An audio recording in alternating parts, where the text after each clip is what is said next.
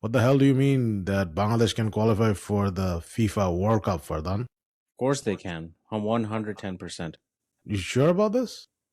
Of course. Is there a new loophole in the FIFA system? There's no loophole. Just like Bangladesh, any country, Hmm. but I'm just saying Bangladesh out of love for the Hmm. motherland.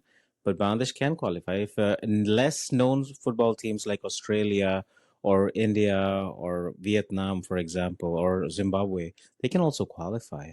All they have to do is figure out a way to host one game of the World Cup. Just one. So one You don't need game. to have group stages. You don't need round of 16, round of 32. You don't need to have 5 or 6 games like Mexico or Canada. Just one game. Well, 2030 is not a possibility then because one game or two games are, or the first three games are happening in a different continent, right? It's happening in South America. Argentina, Uruguay, and Paraguay are hosting it, and the primary No, you are prime, partially right.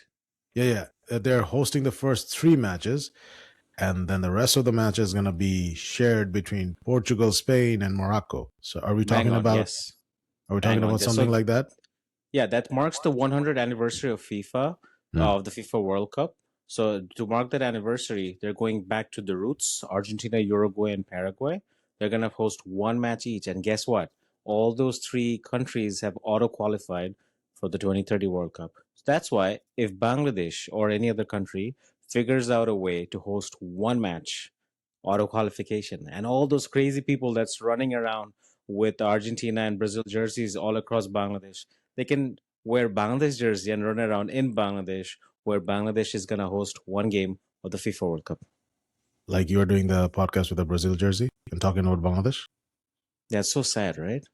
That's tragic. Very tragic. So I don't have how? one. Well, then you should have just wear a lungi, and that would have been lungi upside down. That's it. That's Lungi a upside down and the gamcha yeah, sideways up. yeah. That that can happen. So that's the new jersey for Bangladesh for the 2034 World Cup. Can they actually work something out in the 2034 World Cup? Because FIFA is open for investment, right? They are trying to open up Right. a holding company. We're not going to go into that because nothing is clear at this point. But Right. apparently, if you spend money through FIFA, a lot of things can happen. So Bangladesh can actually duke it out with Saudi Arabia. Yes, they can. The amount of money that's the amount of investors, the amount of money that's actually in Bangladesh, all those lucrative businesses, and all those what do you call that? Shilpopati, right? In Bangladesh, they can all come together and invest into hosting one amazing match of the FIFA World Cup, and it's not going to be a problem. It's Saudi Arabia, Saudi Arabia and Bangladesh. They're connected. You know, in a strong different iman. Imani Josh. Yeah, In the iman.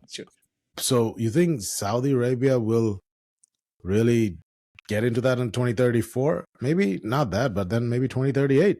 How about that? Well, technically, the continent has to rotate every 4 years.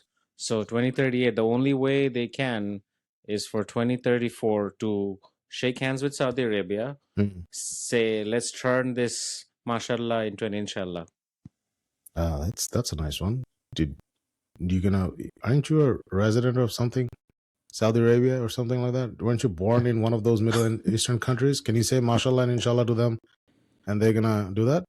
I was born in Emirates, Yeah. and they did not give their citizenship to me. I'm still a citizen of Bangladesh. Oh, ouch. That hurts. Yeah. Anti-US and anti-Emirates. So that's not a. What? I'm not anti-Emirates. No, they didn't give you your citizenship, even though you were born there, buddy. Ouch. That hurts, man. That hurts. So Yeah. but so that's so jokes aside. So that's a real possibility that Yeah, think about it. All this time, we thought that the FIFA World Cup was always about being a host nation. hmm, So think about Germany, Russia, South Africa, or other countries that have hosted. They yeah. were a singular host. Hmm, That's it. Well, it's going to spread across all the cities hmm, in that country. And starting this time in the 2026 World Cup, where we had more than um, one country. In this case, it was three countries. Then 2030, it's three countries: Spain, Portugal, and Morocco. And it's spanning across three continents. It's Europe, North Africa, and South America. Yeah. So that's something to look forward to, basically. So we need to send FIFA some donations, I guess, right? That should Yes. solve the problem. Loopholes. We're in an era of loopholes. Finding loopholes or finding the fine print of the new rules that FIFA comes up with. Mm-hmm. Now, talking about Bangladesh hosting a World Cup, how about Farhan, Bangladeshi footballer representing Bangladesh and England Hmm. in the English Premier League? What do you think about that? There's a Last, Bangladeshi player. you talk about Hamza Chaudhary? We already have No, someone. he plays in the. He doesn't play in the Premier League. Under It's 21? yeah, that's his under 21 coming into the first team of the English Premier of a club, English Premier League club. Wow. Mm, Are you talking about Fulham? I am. Oh, I know who you're talking about. Farhan, right? Yes, Farhan Ali Wahid, the The Wonder Boy. the Wonder Boy, young 19 years old, Wow. left winger, dribbler, got speed. I'll leave the rest to you. Farhan Ali Wahid, as you heard, is a teenager. Both Mm, of his parents are from Bangladeshi heritage. He was born in England, and he has taken the under 21 scene by storm. Also, the Division Two, if I'm not mistaken, by representing Fulham. He's the starting left winger of Fulham in that team, and he can break into the Premier League this season, most likely, based on his performance. And they, based on the cup game that they were playing, it was a knockout game. The last game it was against West Ham under 21, and it was 2-2. Both the goals, it was his contribution, his goal and an assist, one goal and one assist in that game. And not just that, in throughout the season, he has a lot of goal contributions. There are highlight reels on Twitter, YouTube, saying that showing that how he dribbles, how he shoots, and how he plays for the team and is not at all selfish.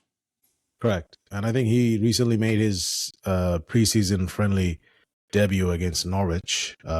Alvaro Arbeloa, the new Fulham manager, with some Real Madrid heritage under him, Yeah, gave him that chance, that opportunity. So this is going to be interesting to see Fulham playing him, if at all, during this upcoming season, because he might replace Kevin, who plays in the left wing position currently right now, or some other player. But it's usually Kevin. So if Kevin is coming off and Farhan is coming on as a ooh, substitute, that's a something that every immigrant parent or every Bangladeshi can be proud of. definitely. I mean, look, immigrants all across the world are struggle. I mean, not they don't they struggle a lot.